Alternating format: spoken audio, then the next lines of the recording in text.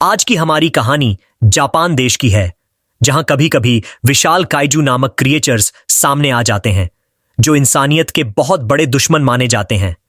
इसके बावजूद यहां के लोग बिना किसी डर और हिचक के अपनी आम जिंदगी जीते रहते हैं, क्योंकि डिफेंस फोर्स नाम की एक फोर्स हमेशा उनकी सुरक्षा में जुटी रहती है, अपनी जान की परवाह किए बिना। ऐसा ही एक दिन योकोहामा शहर में 60 मीटर का विशाल काइजू देखा गया, जिसका फोर्टिट्यूड 3.5 था। यह फोर्टिट्यूड काइजू की ताकत को दर्शाता है। पूरे शहर में काजू अलर्ट लगा दिया गया और उस एरिया को जल्द से जल्द खाली करवाया जा रहा था। इस काइजू का शरीर इतना बड़ा और ताकतवर था कि उस पर मिसाइल्स का हमला भी बेकार साबित हो रहा था। तभी डिफेंस फोर्स की 3rd डिवीजन की टीम मौके पर पहुंचती है। टीम के ऑफिसर अपने काम में बहुत ही काबिल थे और उनके हथियार इतने ताकतवर थे कि उन्होंने काइजू के शरीर को चीर दिया। उनमें से एक ने काइजू के कोर को तबाह कर दिया, जिससे वह पूरी तरह बिखर गया। इसके बाद हमारी कहानी के MC काफ्का हिबिनो को दिखाया जाता है, जो एक बर्गर खा रहा था। काफ्का एक सफाई कर्मी है जिसका काम काइजू के बचे हुए टुकड़ों को साफ करना है। शहर के लोग 3rd डिवीजन की जीत की खुशियां मना रहे थे और इस न्यूज को नेशनल टीवी पर भी ब्रॉडकास्ट किया जा रहा था। उसी समय काफ्का भी वहां से गुजर रहा था और एक नाम सुनकर ठहर जाता है, कैप्टन मीना, जिसने उस विशाल काजू को मार गिराया था। काफ्का के सफाई वाले काम को लोग हल्के में लेते हैं, लेकिन यह काम भी काइजू के खिलाफ एक दूसरी जंग से कम नहीं है। अगर सावधानी न बरती जाए तो इसमें भी लोग घायल हो सकते हैं। इसके बावजूद काफ्का के काम की कोई अहमियत नहीं दी जाती। सारा क्रेडिट डिफेंस फोर्स को ही जाता है। काफ्का को आज पता चलता है कि उसे इंटेस्टाइन साफ करने का काम दिया गया है, जो सबसे मुश्किल कामों में से एक है। इस काम से हर कोई दूर भागता है, क्योंकि इसमें काइजू के आंतों की सफाई के दौरान टट्टी से सामना होता है, जो कई दिनों तक भूख मार देती है। काफ्का इस काम से नफरत करता है, भले ही यह जॉब उसे अच्छा पैसा, खाना और घर देती हो। वह खुद को समझाने की कोशिश कर रहा था कि उसका काम भी जरूरी है। तभी वह टीवी पर कैप्टन मीना को देखता है और यहां हमें 2 चौंकाने वाली बातें पता चलती हैं। पहला, मीना 3rd डिवीजन की कैप्टन है और पूरे देश में सबसे पॉपुलर है। दूसरा, काफ्का उसका बचपन का दोस्त था जो उसके साथ डिफेंस फोर्स ज्वाइन करना चाहता था, लेकिन वह इस सफाई वाली नौकरी में फंस गया। अगले दिन जब काफ्का अपनी जॉब पर जाता है, उसकी मुलाकात रेनो नाम के एक नए एम्प्लॉय से होती है, जिसने आज ही पार्ट टाइम यह जॉब ज्वाइन किया था। रेनो का भी मकसद डिफेंस फोर्स ज्वाइन करना था। काफ्का का एक दोस्त रेनो को बताता है कि काफ्का भी कभी डिफेंस फोर्स ज्वाइन करना चाहता था, लेकिन अब उसने हार मान ली है। रेनो काफ्का से उसकी हार मानने की वजह पूछता है। काफ्का थोड़ा कूल बनते हुए कहता है कि उसने अपनी पूरी कोशिश की, लेकिन हमेशा कोई न कोई उससे ज्यादा ताकतवर निकल जाता है, इसलिए उसने हार मान ली। उसने इस पर वो लड़का कहता है कि मैं कभी हार नहीं मानता, और वो वहां से चला जाता है। इसके बाद काफ्का सोच रहा था, क्या हार मान लेना इतना बुरा है? आज रेनो के पहले दिन ही वही इंटेस्टाइन साफ करने का काम दिया जाता है, जिसे सुनकर काफ्का मन ही मन खुश हो रहा था, लेकिन उसे भी वही काम सौंपा जाता है। काफ्का अपने बॉस से थोड़ी बहस करता है, लेकिन एट द एंड वह मान जाता है। उनके बॉस कहते हैं कि काफ्का भले ही नखरे करता हो, लेकिन वह हर काम अच्छे से करता है। अगर वो डिफेंस फोर्स ज्वाइन कर पाता तो वहां भी अच्छा करता। उनकी यह बातें रेनो भी सुन रहा था।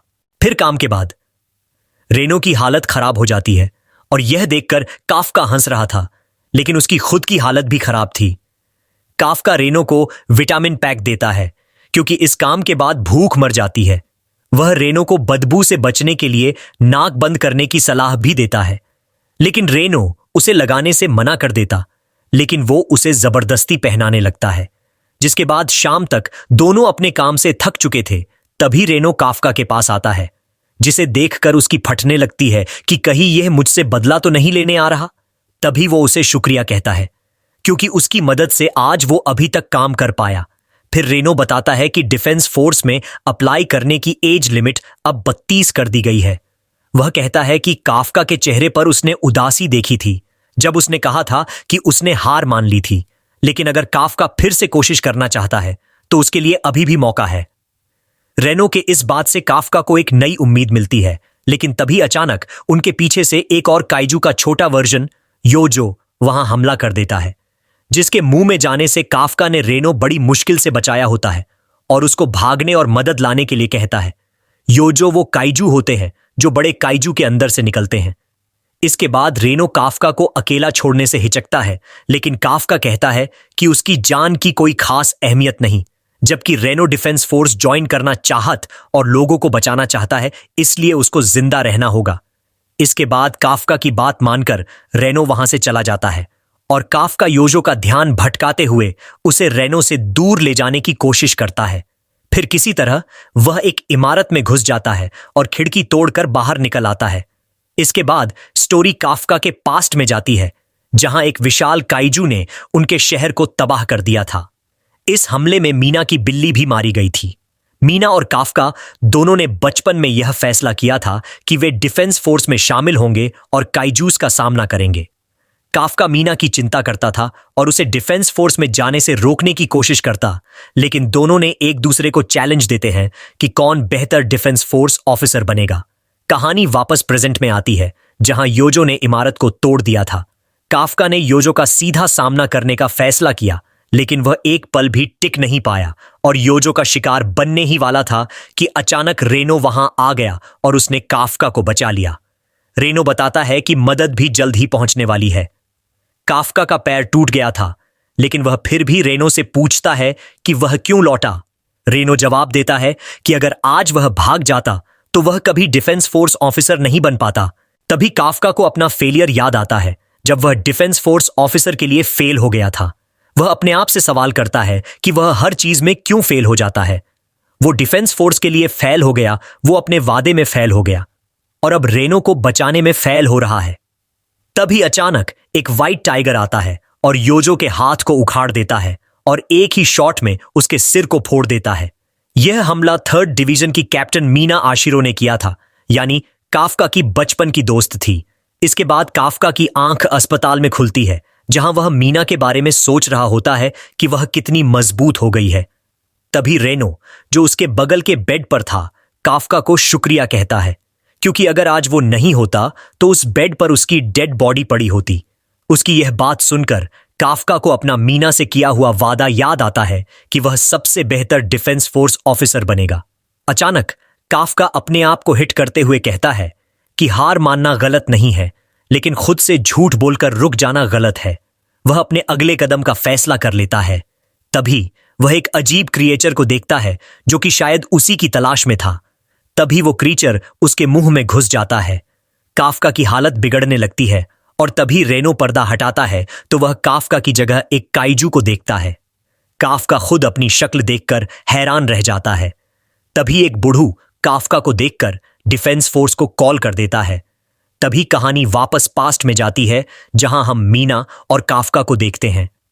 छोटी मीना को काइजू से डर लगता था, उसे उनके नाम से ही डर लगने लगता था, लेकिन काफका उसे दिलासा देता था कि वह हमेशा उसके साथ रहेगा। मीना को ये पुरानी बातें याद आ रही थीं और वो काफका को झूठा बोलती। इसके बाद कहानी फिर से प्रेजेंट में आती है, जहां 3rd डिवीजन को खबर मिलती है कि हॉस्पिटल में काइजू दिखाई दिया है और वो उसे मारने जा रहे थे।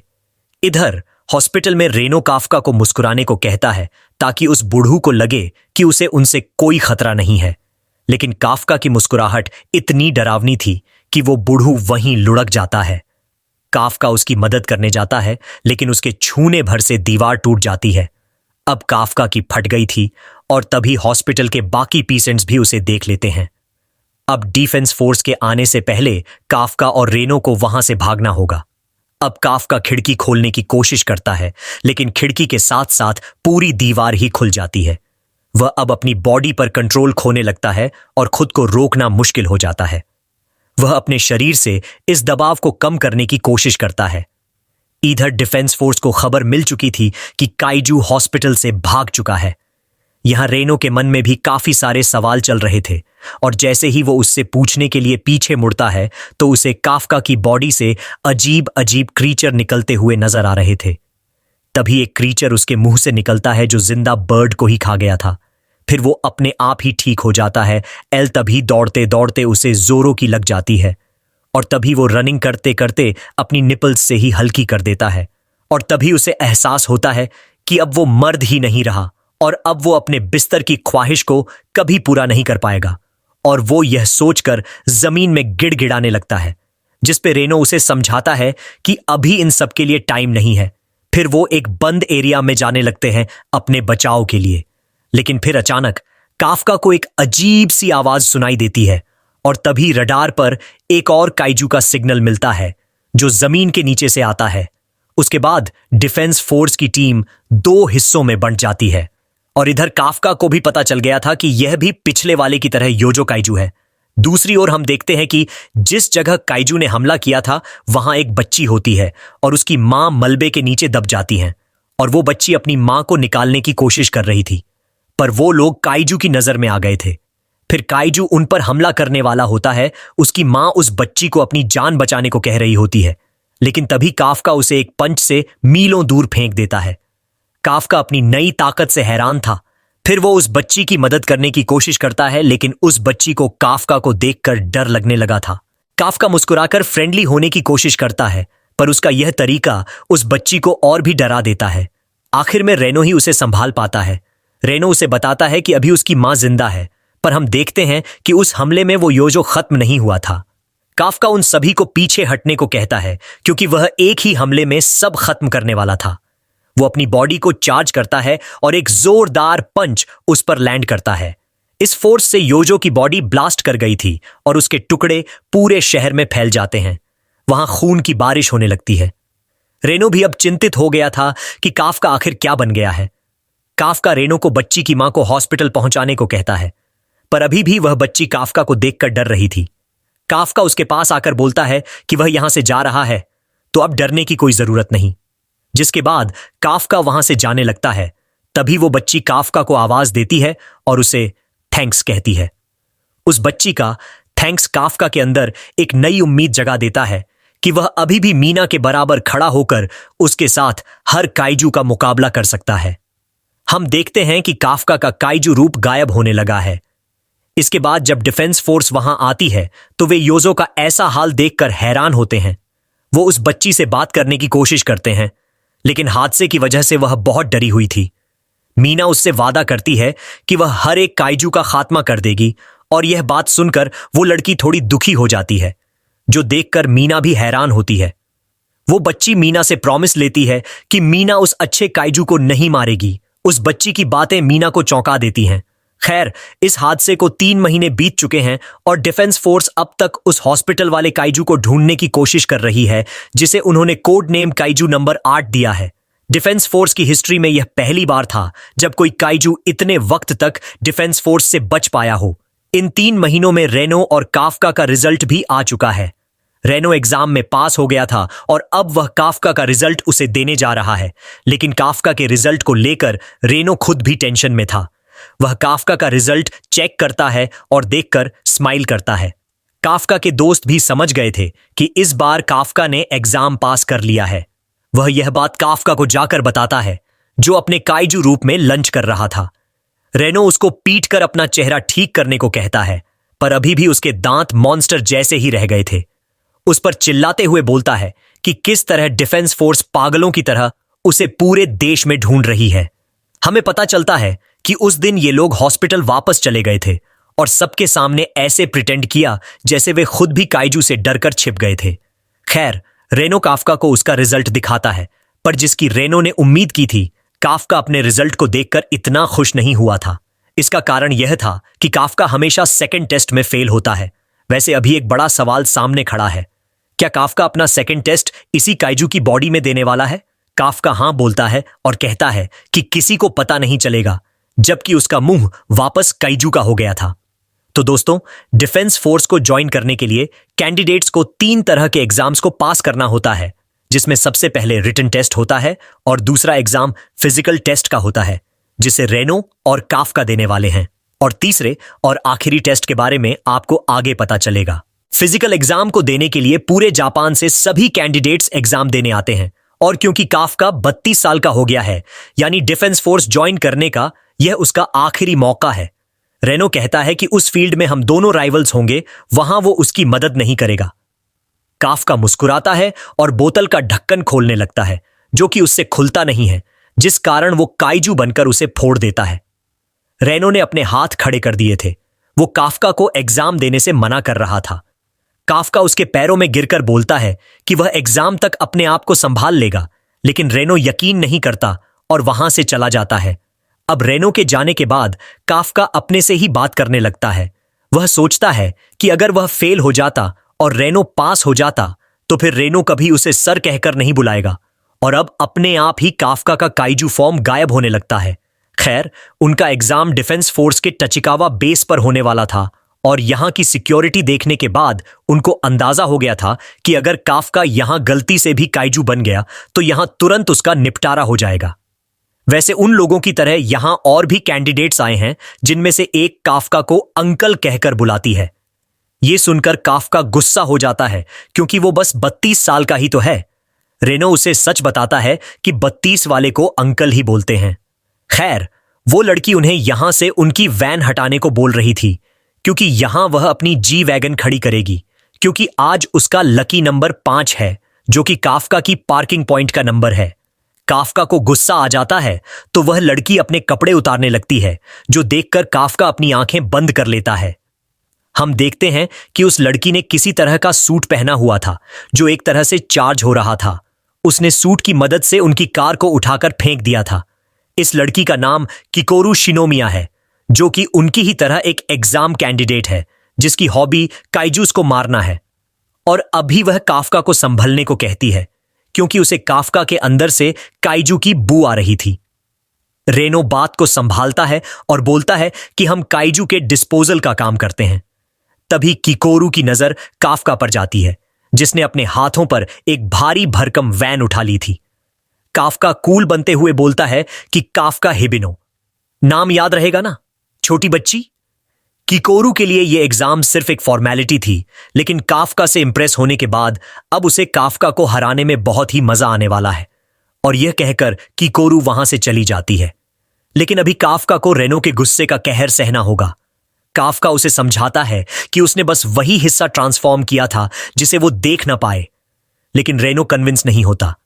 तभी वहां की सिक्योरिटी उन्हें डांटकर अंदर भेज देती है। अब फिटनेस टेस्ट शुरू होता है, और शुरू से ही काफका का बहुत बेकार परफॉर्मेंस हो रहा था। उसकी 32 साल की उम्र जवान छोरों के बीच रुकावट बन रही थी। 225 कैंडिडेट्स में काफका का नंबर 219 आता है। वहीं कीको की पोजीशन 5th आई थी, जो कि वह काफका को दिखाकर उसकी पुरानी बातें याद दिलाती है। काफका रोते हुए उससे बोलता है, मेरा मुंह से निकल गया, मैं मर ही जाऊंगा। पर रीनो को काफका पर गर्व था कि उसने एग्जाम में अपनी पावर का यूज करके चीटिंग नहीं की। काफका को भी यही लगा था कि अगर वह ईमानदारी से खेलेगा तो वह महान लगेगा, पर अब उसे पछतावा हो रहा था, क्योंकि अब वो शायद ही पास हो पाएगा। रीनो उसे बताता है कि दिक्कत उसकी एज नहीं थी, बल्कि इस बार सारे कैंडिडेट्स ही दिग्गज आए हैं, खासकर कीको शिनोमिया, जिसने अपनी 16 साल की उम्र में ही कैलिफोर्निया न्यूट्रलाइजेशन से अपनी ग्रेजुएशन को कंप्लीट कर लिया था। यहां की सबसे बड़ी कंपटीशन कीको थी, जिससे काफका ने आते ही पंगा ले लिया था। तभी कीको रोते हुए काफका के पास आती है और बोलती है, तो तुम्हें सच पता चल गया। किरिको का सच जानकर काफका बड़ा हैरान था। वह किरिको को जोर से पकड़ लेता है, और तभी किरिको के बॉडीगार्ड्स काफका की धुलाई कर देते हैं। इसके बाद किरिको उसे चिढ़ाकर वहां से चली जाती है। काफका उसे चैलेंज करता है कि वह उसे हराकर दिखाएगी, लेकिन इससे पहले उसे एग्जाम पास करना होगा। रीनो उसे एक कमाल की न्यूज देता है कि पिछले 2 साल से 3rd एग्जाम में काइजू की बॉडी को साफ करने का काम दिया जाता है। इससे कैंडिडेट्स की काइजू के प्रति नॉलेज के बारे में पता चलेगा, और इसीलिए रीनो ने पार्ट टाइम काइजू की बॉडी को डिस्पोज करने का काम किया था। अब हमें पता चलता है कि यह एग्जाम वाइस कैप्टन होशिनो की देखरेख में होने वाला है, और उनका असल एग्जाम काइजू को ढूंढकर उन्हें खत्म करना था। काफका और रेनो दोनों ही हैरान थे, लेकिन ऐसा भी नहीं था कि उन्हें ऐसे ही काइजू के सामने फेंक दिया जाएगा। सभी कैंडिडेट्स को इजुमोटेक गियर सूट दिए जाते हैं। यह वही सूट है जो ऑफिसर्स काइजू का सामना करते दौरान पहनते हैं। यह सूट नॉर्मल ह्यूमन की क्षमता को कई गुना बढ़ा देता है, लेकिन यह चीज भी मायने रखती है कि इस सूट को पहना किसने है। काइजू के शरीर से बना यह सूट ऑफिसर्स की बॉडी से पूरी तरह चिपक जाता है, जैसे वह उनके ही शरीर का एक हिस्सा है। रीनो इस सूट की 8% पावर का यूज कर पा रहा था। हाची नाम का कैंडिडेट इस सूट की 18% पावर का यूज कर पा रहा था। एकागुरा की इस सूट की 15% पावर का यूज कर पा रही थी। आयरू इस सूट की 18% पावर का यूज कर पा रहा था। असल में यह काफी अच्छा नंबर है, क्योंकि अच्छी ट्रेनिंग के बावजूद कई ऑफिसर्स 20% के आगे कभी बढ़ ही नहीं पाते। लेकिन कीको शिनोमिया ने वहां सबको हैरान कर दिया। वह इस सूट की 49% पावर का यूज कर रही थी, जो कि अब तक के कैंडिडेट्स में सबसे हाईएस्ट स्कोर था। लेकिन एक और शख्स था जिसने वहां इतिहास रच दिया था, काफका हिबिनो, जिसकी अनलीश्ड पावर 0 दिखा रही थी। आज तक ऐसा कोई कैंडिडेट सामने नहीं आया जो सूट की 8% पावर का भी यूज ना कर पा रहा हो। यह लगभग नामुमकिन था। काफका को समझ नहीं आ रहा था कि ऐसा उसके साथ ही क्यों हो रहा है। वहीं कीको को लगता है कि काफका के साथ खेल खेल रहा है, क्योंकि वह तो काफका की ताकत का नमूना पार्किंग लॉट में ही देख चुकी थी। उनके बीच एक और शख्स था जिसका काफका एंटरटेनमेंट बन गया था। जिस फील्ड में इनका एग्जाम होने वाला था, वहां एक बड़ा होजू काइजू और 36 यूजू काइजू थे। ये वही काइजूस हैं जिन्होंने पिछले साल 16 लोगों को मार दिया था। जाहिर सी बात है कि इस एग्जाम में इन लोगों की जान भी जा सकती थी, और इसीलिए सभी कैंडिडेट्स पर ड्रोन के जरिए नजर रखी जा रही थी। अगर ऐसा लगता कि किसी कैंडिडेट की जान खतरे में है, तो उनके सूट में मौजूद शील्ड को एक्टिवेट कर दिया जाएगा, लेकिन इसके साथ ही वह एग्जाम में फेल कर दिया जाएगा। इसके बावजूद किसी के चेहरे पर एक शिकन नहीं थी और सभी लोग फील्ड में कूद पड़े। कीको अपनी सूट की पावर का यूज करते हुए एक अलग ही अंदाज में 2 यूजू को मार गिराती है। वहीं काफका, जिसने कीको को हराने का चैलेंज दिया था, बिना सूट की पावर के गन तक नहीं उठा पा रहा था। तभी सभी कैंडिडेट्स के बीच अनाउंस किया जाता है कि इस एग्जाम को 3rd डिवीजन की कैप्टन मीना भी देखने आई है। काफका को मीना से किया हुआ वादा याद आता है। वह शांत दिमाग से सोचने लगता है और महसूस करता है कि हर मोमेंट पर नजर रखने के लिए इतने ड्रोन्स का यूज तो नहीं किया जाना चाहिए। असल में एग्जामिनर्स इस चीज को भी जज कर रहे थे कि हर एक कैंडिडेट हर एक सिचुएशन में अपने आप को कैसे ढालता है। काफका ने रीनो के साथ मिलकर हर अटैकर को सपोर्ट देने का फैसला किया। इस फील्ड में जितने भी यूजू छोड़े गए थे, वे सभी देख नहीं सकते थे, लेकिन उनकी सुनने की क्षमता बहुत तेज थी। इसीलिए सभी कैंडिडेट्स के सूट में जानबूझकर साउंड बॉम्ब दिया गया था। काफका ने यूजू की वीकनेस बताकर भी सबकी मदद की थी। काफका की अचानक इंप्रूवमेंट देखकर वाइस कैप्टन भी हैरान था। काफका का आत्मविश्वास बढ़ गया था कि वह अपनी पावर्स के बिना भी एग्जाम पास कर सकता है। तभी एक और यूजू उन पर हमला कर देता है। इस अचानक हमले ने काफका की हड्डियों और कुछ सेंसिटिव ऑर्गन्स को डैमेज कर दिया था। काफका उठने के काबिल नहीं बचा था और उसकी शील्ड एक्टिवेट होने वाली थी। काफका अभी भी उठने की कोशिश कर रहा था, क्योंकि मीना उसे देख रही थी। वो काइजू भी उसके काफी करीब आ चुका था और शील्ड एक्टिवेट होने ही वाली थी। तभी किरिको वहां आती है और उसने यूजू को मारकर काफका को डिस्क्वालीफाई होने से बचा लिया। वह बोलती है कि उसके होते हुए कोई हार नहीं सकता। किरिको ने काफका को चिढ़ाने के बाद सीधे हांजू की तरफ रुख किया। अब क्योंकि काफका का पैर टूट चुका था, तो उसका एग्जाम में कंटिन्यू रहना लगभग नामुमकिन था। उसे गिव अप करने की एडवाइस दी जाती है, लेकिन काफका का जुनून उसे हार मानने नहीं दे रहा था। उसकी ह्यूमन स्पिरिट सूट की अनलीश पावर को 0.0 से बढ़ा देती है। वो अपने पैरों पर वापस खड़ा हो गया था, शायद सूट की वजह से। वाइस कैप्टन भी उसे कंटिन्यू रखने की परमिशन दे देते हैं। काफका रेनो को उसकी परवाह किए बिना आगे बढ़ने को कहता है, जैसा उसने एग्जाम से पहले कहा भी था, लेकिन रेनो उसके साथ खड़ा है। काफका भी रेनो की जिद को अच्छे से जानता था। रेनो काफका को अपनी पीठ पर बैठाकर भागने लगता है। यह देखकर वाइस कैप्टन होशिनो की हंसी रुकने का नाम नहीं ले रही थी। अब रेनो को भी थोड़ी शर्म आने लगी थी। वो अपनी सूट की पावर का यूज करके और भी तेज भागने लगता है। वहीं दूसरी तरफ किक्को शिनोमिया सभी योजूस को खत्म करने के बाद सबसे पहले होजियू पर एक ग्रेनेड फेंकती है, जिसके दर्द से वह चिल्ला उठता है। इस मौके का फायदा उठाकर किक्को उसके मुंह पर खड़ी हो जाती है और एक यूनिक बुलेट से उसके मुंह पर एक ताकतवर हमला करती है। उस होजियो की मौत हो चुकी थी और एग्जाम भी खत्म हो चुका था। सभी ड्रोन्स को वापस बुलाकर घायलों के लिए मेडिकल टीम भेजी जाती है। किको की इस परफॉर्मेंस ने मीना तक का ध्यान खींच लिया था और यह पहली बार था जब एग्जाम इतनी जल्दी खत्म हुआ हो और कोई भी एग्जाम में बाहर नहीं हुआ हो। आखिर डायरेक्टर की बेटी से और एक्सपेक्ट भी क्या किया जा सकता है। अपने पापा के सामने खुद को साबित करने के बाद वह चौथी बार काफका का मजाक उड़ाने जा रही थी। लेकिन तभी हम किको के पीछे एक और काइजू को देखते हैं जिसने किको के दिल पर शूट कर दिया था। अचानक मरे हुए योजूस वापस जिंदा होने लगते हैं और उनका रंग भी बदल जाता है। काफका को भी एक स्ट्रॉन्ग काइजू की प्रेजेंस महसूस हो रही थी। हम देखते हैं कि अपने सूट की पूरी ताकत लगाकर किक्को ने अपने दिल को बचा लिया था और काइजू की बॉडी से बना यह सूट उसकी चोट को हील करने लगता है। किक्को ने उस काइजू को भी हैरान कर दिया था कि उसके हमले के बाद भी वह जिंदा है। किक्को भी हैरान थी कि यह काइजू इंसानों जैसे बात कर सकता है, यहां तक कि उसकी सोच भी इंसानों जैसी थी।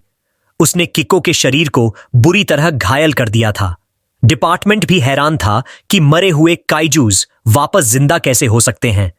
साइंटिस्ट्स बताती हैं कि जिंदा हुए होजियो का फॉर्टिट्यूड 42.6 दिखा रहा है, मतलब कि इसे हराने के लिए पूरा डिफेंस फोर्स लगेगा। वह अनजान काइजू वापस धुएं में गायब हो जाता है। अब हम देखते हैं कि उस होजियो का रूप बिल्कुल बदल गया है। वाइस कैप्टन होशिनो अच्छे से जानते थे कि 3rd डिवीजन में सिर्फ 2 लोग ही इसे हरा सकते हैं, पहले कैप्टन मीना और दूसरे वह खुद। किक्को अपनी इंजरी को हील करते हुए उठने की कोशिश कर रही थी, लेकिन वह होजियो उसे दीवार में पटक देता है। इसमें वह बुरी तरह घायल हो चुकी थी, लेकिन वह हार नहीं मानती क्योंकि किक्को को अपने फादर के लिए परफेक्ट बनना था। किक्को शिनोमिया हमेशा से टॉपर रही थी। अक्सर हर कोई उसकी तारीफ करता था, लेकिन उसे वो कभी नहीं मिला जो सबके पास था। किक्को के फादर ने कभी उसे अप्रिशिएट नहीं किया।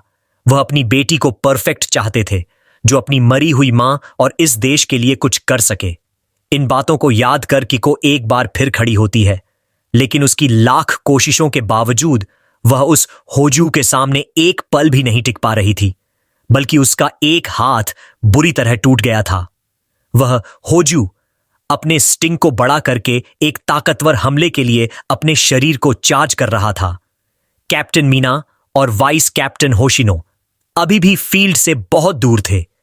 किको अपनी हार को एक्सेप्ट कर चुकी थी। उस होजियो ने भी किको पर अटैक कर दिया था और तभी किको अपने सामने काफका को देखती है। उस हमले ने वहां के बड़े हिस्से को तबाह कर दिया था, लेकिन काफका की पावर की वजह से वे दोनों बच जाते हैं। हमें पता चलता है कि जैसे ही काफका को किको के बारे में पता चला कि वह होजियो से अकेले लड़ रही है, वह तुरंत उसे बचाने के लिए गायब हो गया था। इधर किको भी कंफ्यूज थी कि काफका एक काइजू है। काफका उसकी ओर देखता है और किको से विनती करता है कि वह यह बात किसी को न बताए। तभी वह होजियो फिर से एनर्जी ब्लास्ट करता है, लेकिन काफका ने अपने हाथ से ही उस हमले को डिफ्लेक्ट कर दिया था। अब वह वापस अपनी बॉडी को चार्ज करने लगता है। इधर मॉनिटर में एक नए काइजू का सिग्नल शो हो रहा था, जिसका फॉर्टिट्यूड 99.8 था, जो आज तक देखे गए काइजूज में सबसे बड़ा फॉर्टिट्यूड था, और यह ठीक उसी होजियो के पास था। वे लोग यह सोचकर इस बात को टाल देते हैं कि यह कोई सिस्टम ग्लिच होगा, नहीं तो यह इतिहास का सबसे ताकतवर काइजू होगा। यहां काफका अपनी पूरी ताकत से उस होजियो पर पंच लैंड करता है, जिससे उसकी हड्डियों से स्किन गायब होने लगती है। उसके शरीर के चिथड़े उड़ जाते हैं। काफका डायलॉग मारते हुए बोलता है, अब जिंदा होके दिखाओ। उस योजू की बॉडी सच में रिएक्ट करने लगती है। काफका की फट जाती है और वह उससे माफी मांगने लगता है। इसके बाद होजियो वापस दम तोड़ देता है। इसके बाद काफका भयानक नजरों से किक्को की ओर देखता है और उसके पीछे मौजूद योजियो को मार देता है। काफका उससे कहता है कि वह उसे कुछ नहीं होने देगा और साथ ही उसे समझाता है कि उसे खुद को ऐसे खतरे में नहीं डालना चाहिए। तभी रेनो भी काफका को मारते हुए यही बात कहता है। काफका एक्सप्लेनेशन देने लगता है कि प्रॉब्लम ही इतनी बड़ी थी। उसी बीच किको बेहोश हो जाती है। कुछ देर बाद हम देखते हैं कि मीना और होशिनो साइट पर पहुंच चुके हैं, लेकिन होजियो तो पहले ही मारा जा चुका था। होजू की ऐसी हालत देख होशिनो को कुछ याद आता है। तभी उन्हें अपडेट मिलती है कि 3 और कैंडिडेट्स सेफली शेल्टर तक पहुंच चुके हैं। होशिनो को शक था कि यह हादसा उसी 9 महीने पहले हुए उस केस से जुड़ा हुआ है। अगले दिन हॉस्पिटल में हमें पता चलता है कि काफका को ज्यादा चोट नहीं आई थी और अब किक्को की हालत भी पहले से बेहतर है। आखिर उसके इलाज में बेस्ट टेक्नोलॉजी का यूज किया जा रहा था, जो काफका को अच्छी नहीं लग रही थी। आखिर उसे ही स्पेशल ट्रीटमेंट क्यों मिल रही है, जबकि किक्को को चोट भी ज्यादा आई थी।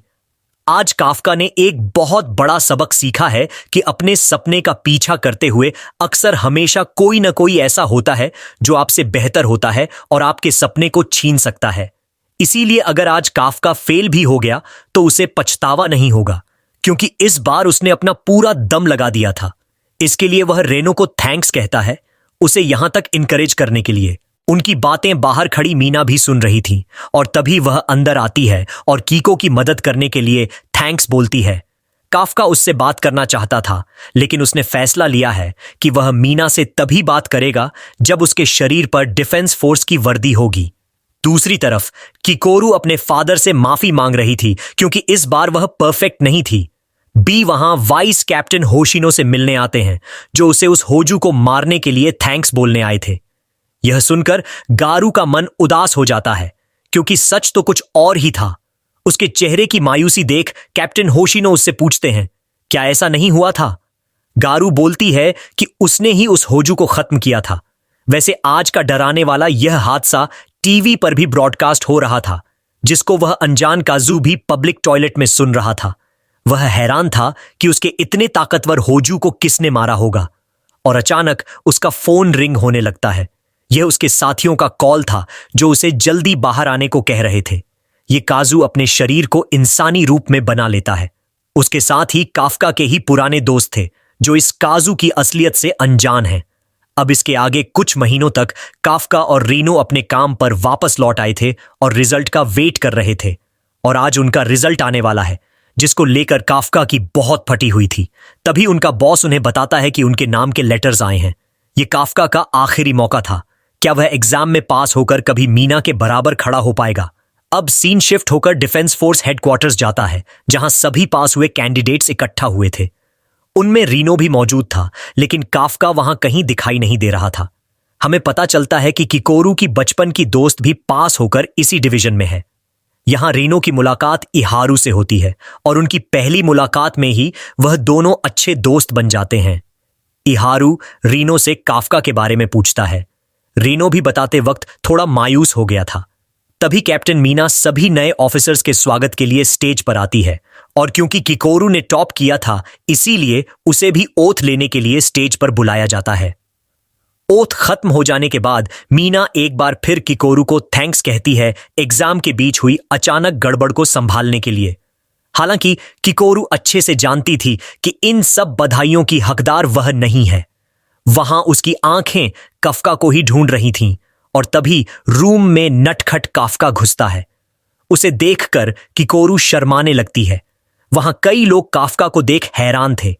असल में काफका एग्जाम में फेल हो गया था, जिस पर मीना भी कुछ बोलने वाली थी, पर तभी होशिनो कहता है कि वह उसे अपनी डिवीजन में रखेगा। यह जाहिर था कि काफका के मार्क्स उसे किसी भी तरह पास नहीं करवा सकते थे, लेकिन एग्जाम के दौरान अपने पॉइंट्स के बारे में न सोचना और दूसरों को सपोर्ट देना, यहां तक कि काजू की वीकनेस का पता लगाना, ये सभी एक बड़ी वजह थी काफका को एक और मौका देने की। और साथ ही वह लड़का बड़ा फनी है, तो काफका को फुल ऑफिसर बनाने से पहले उसे ट्रेनिंग देकर आजमाया जाएगा, और इसीलिए काफका को ओथ सेरेमनी से बाहर रखा गया था। पर इसके बावजूद कई लोग यहां काफका को देख खुश थे। अब सेरेमनी को एंड करते हुए मीना एंडिंग स्पीच देती है। सबसे पहले वह सभी को कॉन्ग्रेचुलेशंस करती है इस मुश्किल एग्जाम को पास करने के लिए, लेकिन अब इससे आगे मुश्किलें और भी बढ़ने वाली हैं। इन कुछ सालों में काजू की तादाद और उनकी ताकत बढ़ती देखी गई है। कुछ केसेस में मरे हुए काजू वापस जिंदा होते देखे गए हैं। जाहिर सी बात थी कि उनके आगे का सफर बहुत मुश्किल होने वाला है, जिसमें कई लोग अपनी जान भी गंवाएंगे। पर इसके बावजूद मीना चाहती है कि वह सब उस पर भरोसा करें। वह ढाल बनकर सबकी रक्षा करेगी। काफका मीना का नाम लेकर चिल्लाता है कि वह हमेशा उसके साथ खड़ा है। सभी लोग काफका को ही देखे जा रहे थे। काफका ने गलती से इतनी जोर से बोल दिया था, पर एक सीनियर का नाम लेने की सजा के तौर पे उसे 100 पुशअप्स की पनिशमेंट दी जाती है। यह देख होशिनो अपनी हंसी रोक ही नहीं पा रहा था। वह मीना से बोलता है कि उसने काफका को कम सजा दी है, पर तभी वह मीना को मुस्कुराते हुए देखता है। वैसे हमें होशिनो के काफका को यहां रखने के असली कारण के बारे में भी पता चलता है। असल में जब मरे हुए काजू वापस जिंदा होने लगे थे तो उनमें एक ऐसा भी काजू मौजूद था जिसका एम्पलीट्यूड 99.8 था, जिसको उस वक्त उन्होंने इग्नोर कर दिया था। पर वहां एक और कोई ऐसा था जिसके अचानक वाइटल ऑर्गन्स दिखना बंद हो गए थे। इसके साथ ही काफका काफी मिस्टीरियस है। वह पहला ऐसा कोई था जिसके सूट का एम्पलीट्यूड 0 दिखा रहा था। होशिनो को शक है कि कोई सच उसके सामने है, पर उससे छिपा हुआ है।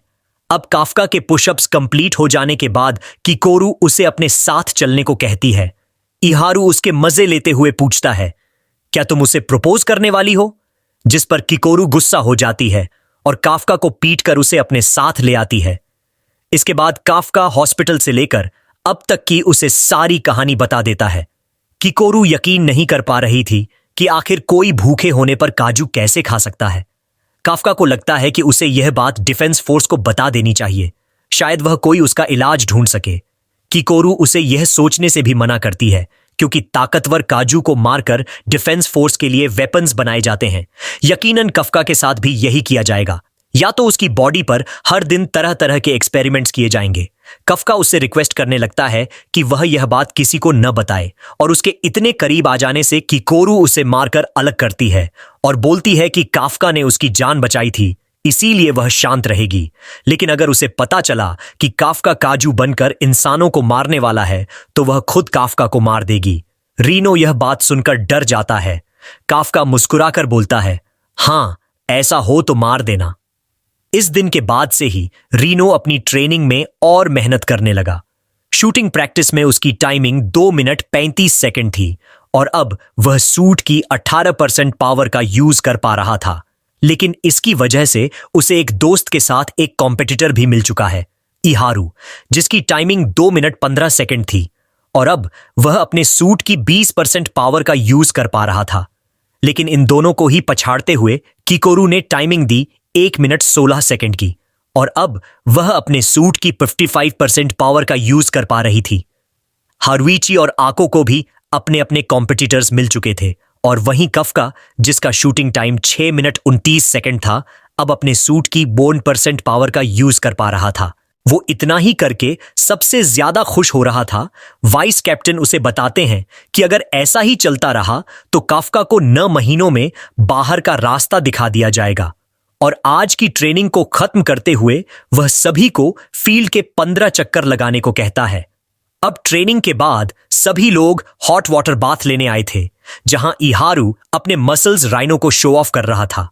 और तभी काफका सभी को अपने मसल्स दिखाता है, जो देखकर रीनो और इहारू हैरान हो गए थे। लेकिन काफका अपनी सांस को रोककर अपनी तोंद को छिपाने की कोशिश कर रहा था, जिसमें वो बेचारा नाकामयाब हो जाता है और एक मजाक बन जाता है। लेकिन तभी बाथ लेने एको वहां आता है, जिसकी बॉडी देख सभी लोग शर्म से पानी में कूद पड़ते हैं। वहीं दूसरी तरफ कीको भी अपने दोस्तों के साथ बाथ लेने आई थी, पर वहां पहले से ही मीना मौजूद थी। मीना उन्हें अंदर आने को कहती है। वो वैसे भी बाल सुखा के वहां से जाने वाली थी।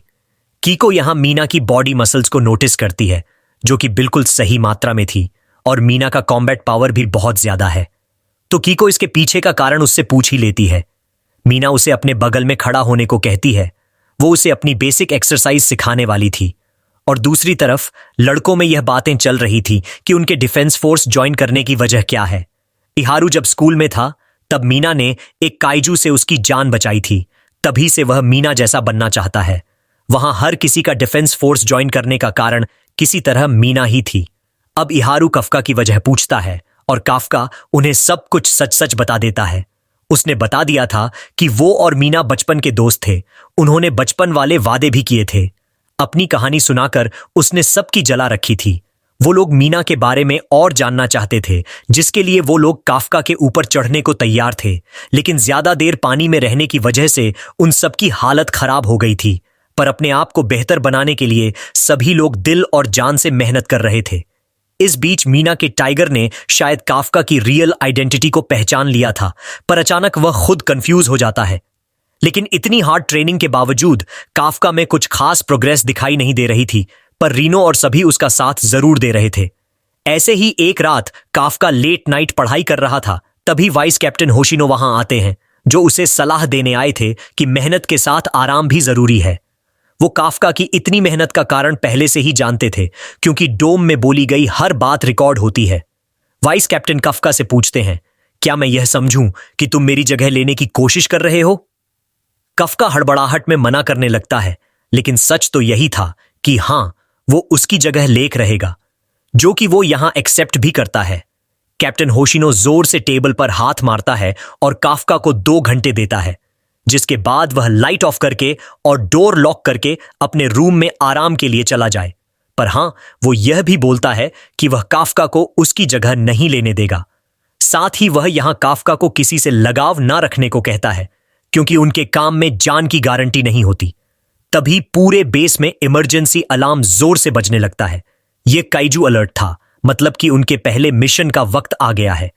सगमिया में बहुत बड़ा होंजू देखा गया है, जिसके आसपास और उसके अंदर बड़ी तादाद में योजू काइजू मौजूद हैं। मीना कहती है कि वह होंजू को अकेले संभाल लेगी और बाकियों को वो उसके साथ कोऑपरेट करने को कहती है। वहां के आम वासियों को सगमिया से दूर ले जाने का काम शुरू कर दिया गया था और उन सभी काइजू को खत्म करने के लिए डिफेंस फोर्स भी निकल पड़ी थी। कीको अब तक इस बात पर यकीन नहीं कर पाई है कि उसके सामने बैठा काफका वही काइजू नंबर 8 है, लेकिन उसने काफका से बहुत बहुत उम्मीदें लगाई हुई हैं। तभी वहां काफका को उल्टी आने लगती है और कीको ठीक उसके सामने बैठी हुई थी। मिशन की घबराहट के चलते काफका ने कुछ ज्यादा ही खा लिया था। खैर, डिफेंस फोर्स प्लान बनाती है कि होंजू को इस शहर के सेंट्रल एरिया में मारा जाएगा, ताकि शहर को कम से कम नुकसान पहुंचाया जाए। वैसे भले ही होंजू काफी बड़ा है, लेकिन असली खतरा वो छोटे योजू हैं जो वो होंजू बना रहा है। सभी ऑफिसर्स का काम सारे योजू को सेंट्रल एरिया में किसी तरह रोक के रखना था, जिसके लिए सभी डिविजन्स के ऑफिसर्स को मल्टीपल रो में बांटा जाता है और काफका का बैच आखिरी रो में लगा हुआ था। मीना भी 8 मिनट में अपनी पोजीशन पर पहुंच चुकी होगी। काफका के पास अपने आप को साबित करने का यह अच्छा मौका है, लेकिन वो इस मिशन को लेकर एक ही वक्त में डरा हुआ है, नर्वस है और उसे दर्द हो रहा है। इसके बावजूद वो एक्साइटेड था, क्योंकि यह वही काम था जो काफका हमेशा से करना चाहता था। तभी उन्हें सेक्टर 8 में योजू के दिखने की रिपोर्ट मिलती है। वो सभी सीधा बिल्डिंग से कूद पड़ते हैं। काफका भी अपने पहले मिशन को यादगार बनाने के लिए एक्साइटेड था और वो बिल्डिंग से संभल कर उतरने लगता है। वहीं मीना अपनी जगह पर पहुंच चुकी थी, जहां से वह होंजू को शूट करने वाली थी। जितना हो सके होंजू को नुकसान पहुंचाने के लिए मिलिट्री होंजू पर सपोर्ट फायरिंग करती है, पर उस होंजू पर शायद ही कोई असर हो रहा था। काफका का बैच भी सेक्टर 8 में योजू के आने का वेट कर रहे थे, लेकिन इस बार काफका डरा हुआ नहीं था, बल्कि वह सूट की असीम शक्ति को महसूस कर पा रहा था। और तब भी एक योजू उसे ठोकर मारकर कचरे के डिब्बे में फेंक देता है। कीको उसे डांट रही थी कि उसका कॉम्बैट पावर 1 पर है, फिर भी वह इतना आगे चला गया था। थोड़े पुराने ऑफिसर्स उनकी यह हरकतें देख परेशान हो जाते हैं। वो उन्हें ताना मारते हुए कहीं सेफ जगह छिप जाने को बोलते हैं, जो सुनकर कीको का ईगो हर्ट हो जाता है। इन ऑफिसर्स को भी योजू का सामना करने में दिक्कत हो रही थी, क्योंकि ये लोग इनकी कमजोरी नहीं जानते थे। और तभी कीको ने बड़े आराम से उन्हें खत्म कर दिया था। कीको की ताकत देख वो ऑफिसर्स भी हैरान हो गए थे। काफका भी कीको की तारीफ करता है और काफका के मुंह से अपनी तारीफ सुन कीको शर्माने लगती है। और तभी सिस्टम डिटेक्ट करता है कि कीको की हार्ट बीट काफी तेजी से बढ़ रही है, तो कीको चिल्लाते हुए काफका को अपना मुंह बंद करने को कहती है। असल में कीको ही ऐसी नहीं थी। नए बैच में हर कोई अच्छा कर रहा था, क्योंकि वो लोग बैटल के साथ एक दूसरे को कंपटीशन भी दे रहे थे। रीनो भी अपने टाइप के अकॉर्डिंग ग्रीन बुलेट्स को छोड़कर ब्लू बुलेट्स का यूज कर रहा था, जो उसके शिकार की रफ्तार को धीमा कर देते हैं।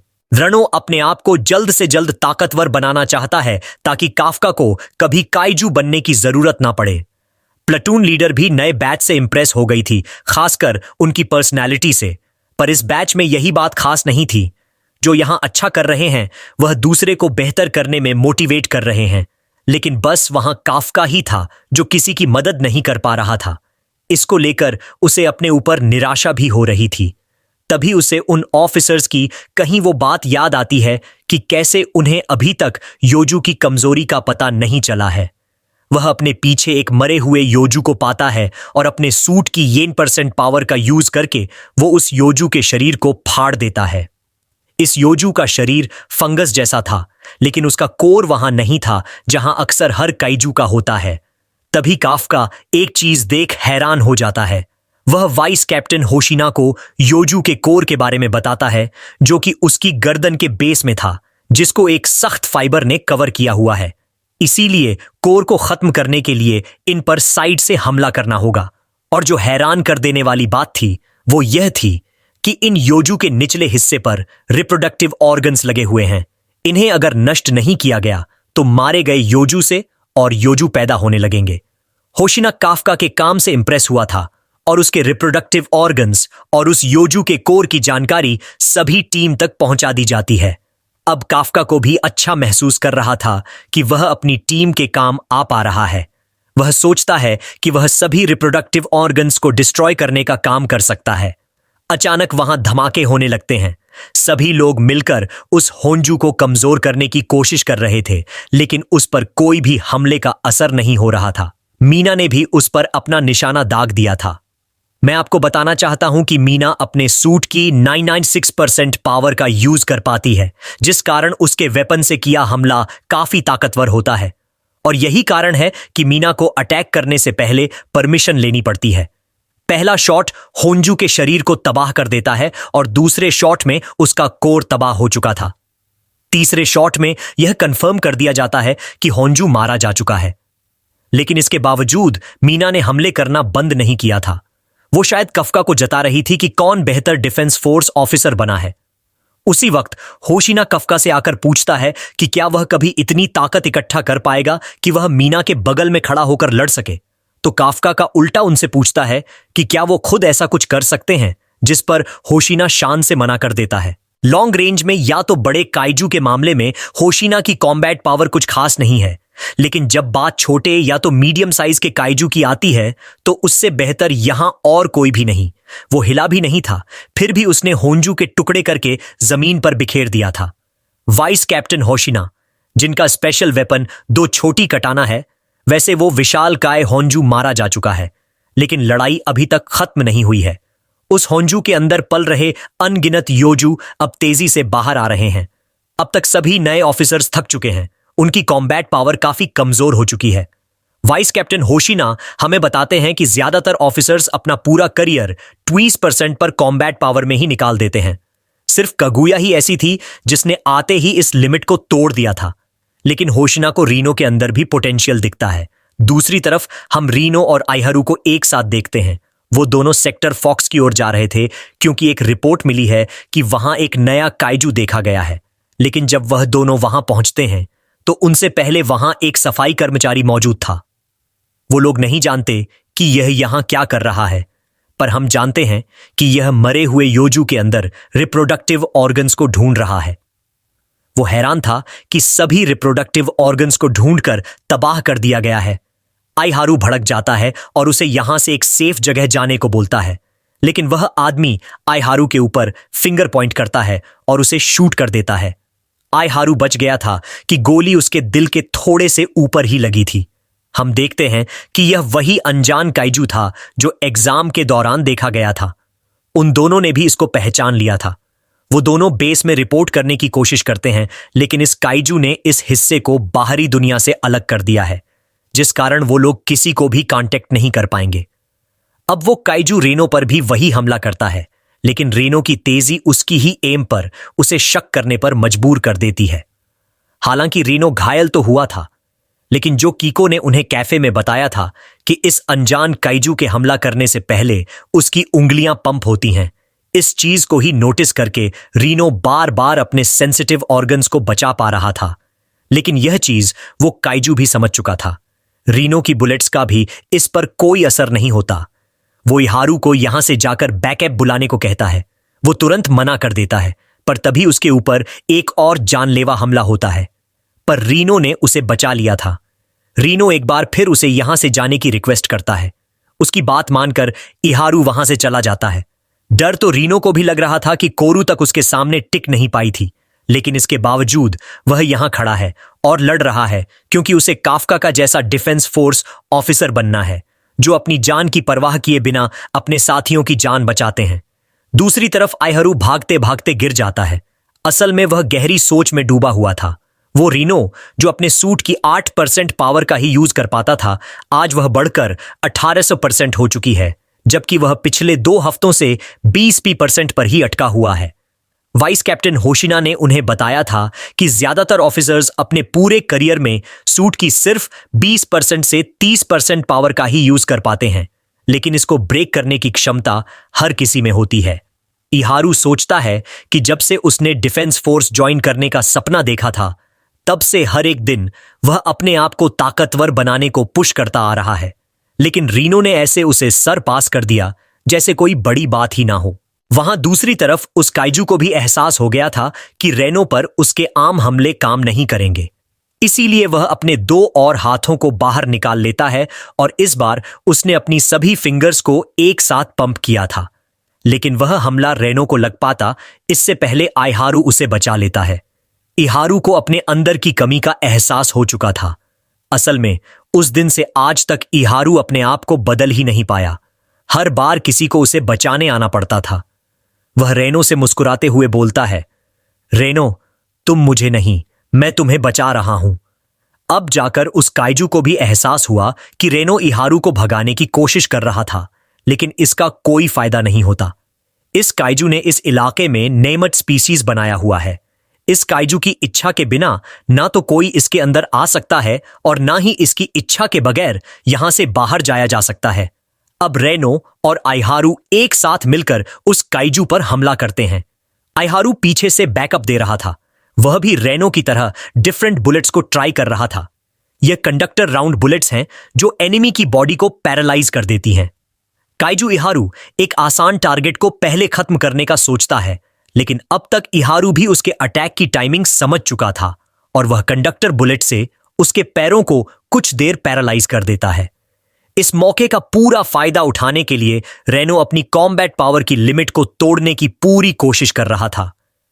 काइजू के शरीर के हिस्से इधर उधर बिखरने लगते हैं, लेकिन धुआं हटने के बाद हमें पता चलता है कि उस काइजू ने अपने सामने मरे हुए योजो के ढेर को इकट्ठा कर दिया था। वह अचानक बाहर निकलता है और रेनो के शरीर को छन्नी कर देता है। दूसरी तरफ फोर्स को भी रियलाइज हो चुका था कि कुछ देर से रेनो और इहारू से कांटेक्ट नहीं हो पा रहा है। काफका को उनकी चिंता हो रही थी। तभी वह एक मरे हुए योजो की बॉडी को रिएक्ट करते हुए देखता है। काफका और किक्को दोनों ही समझ चुके थे कि किसकी वापसी हुई है। दूसरी तरफ रेनो लगभग अपनी कॉन्शियसनेस खो ही बैठा था, लेकिन वो अभी भी अपने बहते खून को रोकने की कोशिश कर रहा था और फिर खड़ा होने की कोशिश कर रहा था। इहारू की कंडक्टर राउंड्स भी अब बेअसर थी, जिसके बाद वो इहारू के हाथों और पैरों को डैमेज कर देता है और रेनो जितना उठने की कोशिश कर रहा था वो काइजू यू से उतना ही तड़पा रहा था। इहारू को अपने पर गुस्सा आ रहा था कि उसका साथी उसके ही सामने मारा जा रहा है और वह कुछ भी नहीं कर पा रहा। वो मान चुका था कि रीनो उससे ज्यादा स्ट्रांग है और शायद एक दिन वो कैप्टन भी बन जाएगा। इसीलिए वह नहीं चाहता कि रीनो का अंत ऐसे हो। वह गन उठाकर काइजू पर हमला करता है, लेकिन उस गन की बुलेट खत्म हो चुकी थी। सब कुछ खत्म हो चुका था। उस काइजू ने वापस अपनी फिंगर पॉइंट कर ली थी। इहारू गॉड या ईवल, जो भी सुप्रीम बीइंग सच में मौजूद है, वो उससे अपने दोस्त की जान की भीख मांग रहा था। वो काइजू रेनो को खत्म करने वाला था, लेकिन इस बार उसके पीछे एक डिमोनिक एंटिटी खड़ी थी जिसने एक ही पंच में उस काइजू के सिर को धड़ से अलग कर दिया था। यहां पर हमारा ये एक्सप्लेनेशन खत्म होता है, लेकिन एपिसोड अभी बाकी है, तो मिलते हैं अगले पार्ट में। तब तक के लिए अलविदा और अपना ख्याल रखें एंड सपोर्ट मी फ्रेंड्स।